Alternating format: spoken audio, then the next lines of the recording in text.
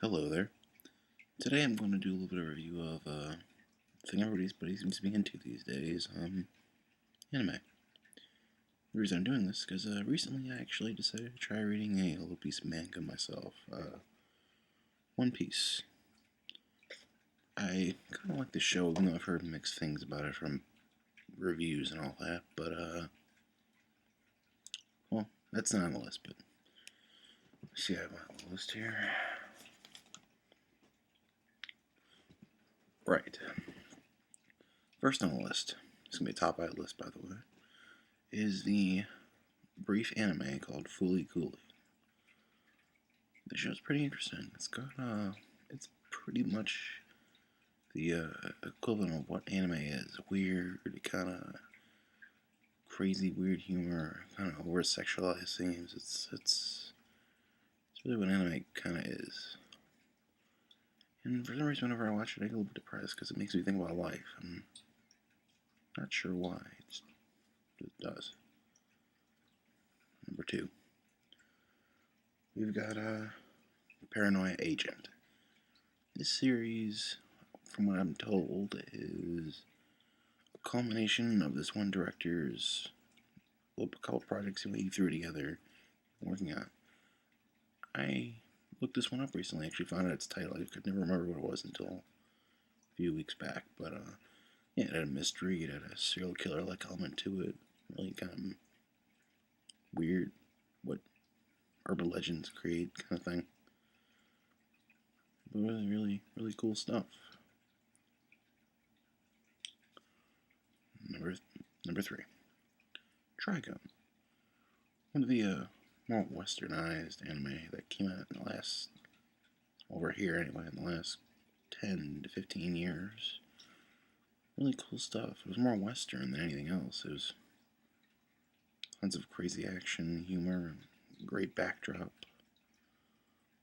It was cool stuff.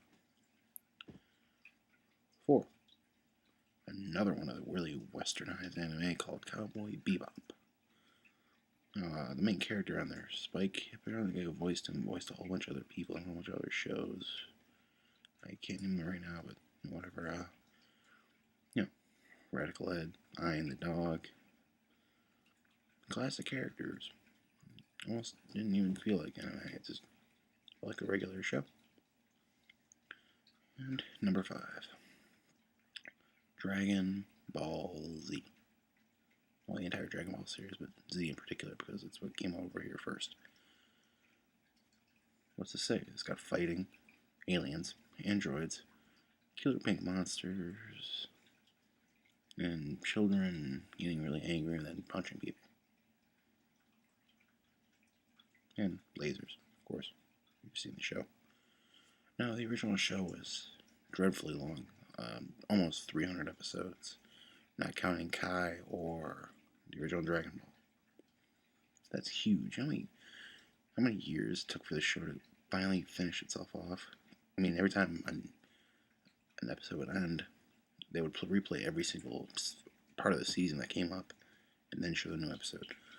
This process went on forever, so it made the show seem even longer. They've recently remade it into Dragon Ball Z Kai. It's different.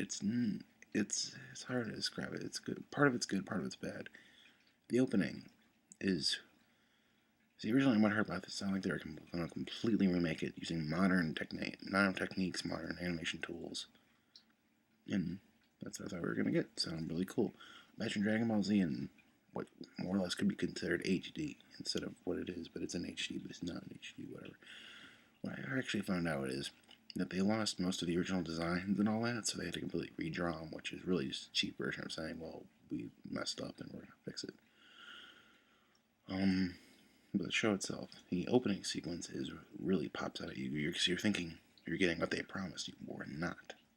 We're getting what looks like it to be. I've seen a friend of mine's got a couple seasons of it, and it looks cheaper than the original show. How is that? The opening is fantastic. The song is kind of catchy, not as good as Rock the Dragon, but some people hated that. I liked it. And it's shorter. No, I heard in its entirety they're turning it into a 100 episode deal cutting down 200 episodes from the original series. You know how long that is? It actually helps. I mean, yeah, to get straight to the fights, because everybody always loved about the show anyway.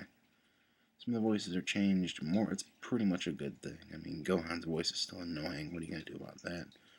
We still can't tell if Frieza is a dude or a chick. But they did give us the cast back. Even if they sound a little bit older. The guy who plays Goku still sounds like Goku, but Vegeta, it's harder to tell. He does so many people else, so many other people on that show. It's just like hard to tell. You know, he plays Piccolo, Yamcha, a couple other people, I believe Raditz. He just sounds over. That's his biggest problem. Old age, and it hurts it a little bit, the quality. It doesn't quite sound like Vegeta. Sounds a little more tired. And that about covers it. That's my top 5 anime. For all you anime junkies out there, you're welcome. If you hate these shows, shut up. See ya.